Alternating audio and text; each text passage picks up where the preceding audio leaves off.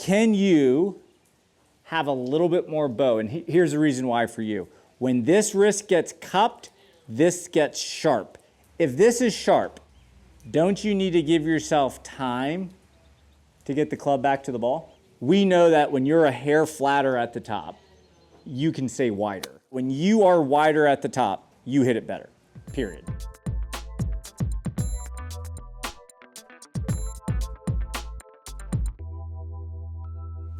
Nine iron, 5 iron. What's the very first thing that's noticeable? Look at the hands and the club head. The hands and the club head. Do you notice this is getting sharper?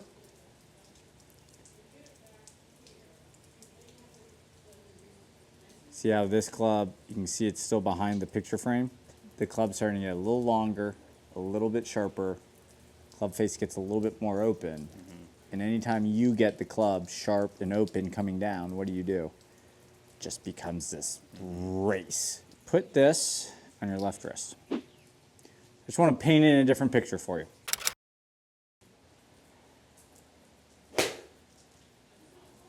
Okay, hit a 5 iron. Take a look. Your wrist has some level of positive is cupped. Okay. Negative would be bowed. Okay.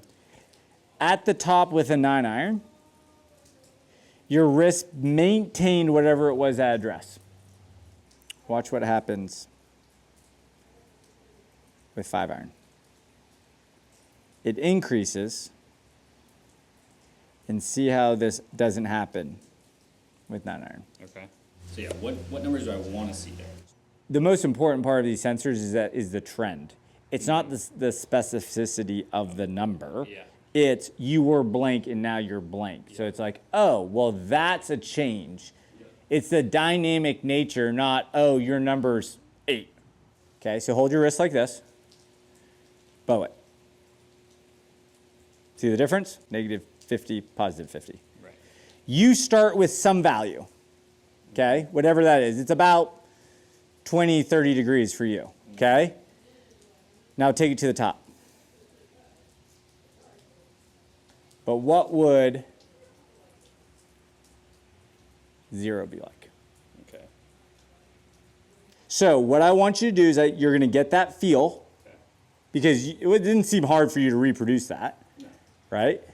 Show me that feel. That looks more like what? The 9 iron. Yeah. The hands A little more towards the ceiling. and the club stays above. Can you have a little bit more bow? And here's the reason why for you. When this wrist gets cupped, this gets sharp. So nice and slow with 5 iron. Can you get the top of your swing to be flatter, not as cupped? Yeah, do it. Let's see what happens. Oh, how good is that? So how'd you do that? You had half of what you had at address. Because the ones that you had that you overhooked, no, it increased. Okay.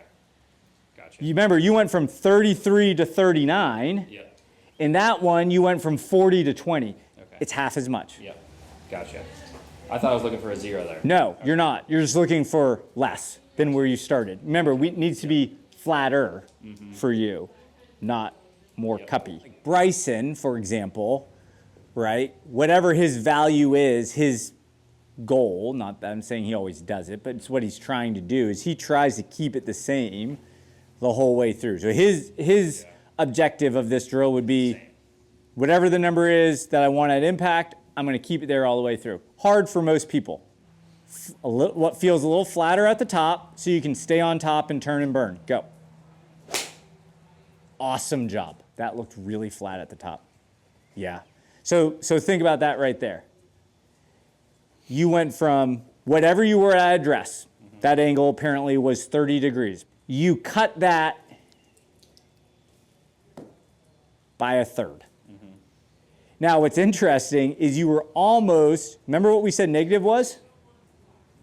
Bowed. You were almost too bowed at impact. We'll just think about that. Like for a guy who did a lot of this to say, hey, by the way, you might be a little too boat. Like that seems crazy for you, right? Yeah. So you were here, some value at address. You cut that number down. By the way, it was evident by the visual, and I can film one to show you. Yeah. And that allowed you to do what? Stay on top, turn and burn. Yeah. Yeah, and that's going to be your miss. Yeah. Because that's the old pattern, kind of lean back a little bit, and just don't trust it. Yeah. A little flatter at the top. I mean, that's a pretty good golf shot. I'll take that. Yeah, it's a 2-yard draw with a mid-trajectory 5-iron. Here's how you started today.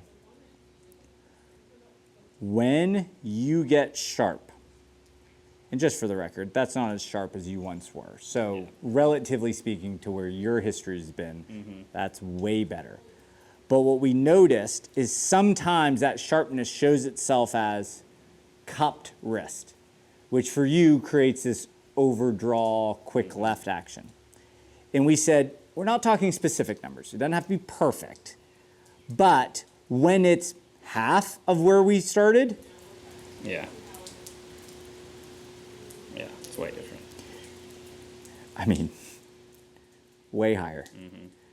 And what's interesting for you is that allows you to get wider sooner, and we know that's really productive for you, which then allows you to turn and burn a little bit better, flatter at the top. Ooh, that was cool. That was about exactly half. All right, let's review. So what we said was, when you get cuppy, it shows itself by getting long and sharp, which then leads to this harshness down at the ball that creates the quick left, big block. We've seen it in your game before. This is not the first time. What we noticed was, if we could get this wrist what felt flatter, how much? At least 8 to 10 degrees flatter than we were at address. That's was kind of what we started with, right? Because when you're flatter, you're wider. When you're wider, you can stay on top of it, turn and burn, and you don't have to worry about the hard hook with the long iron.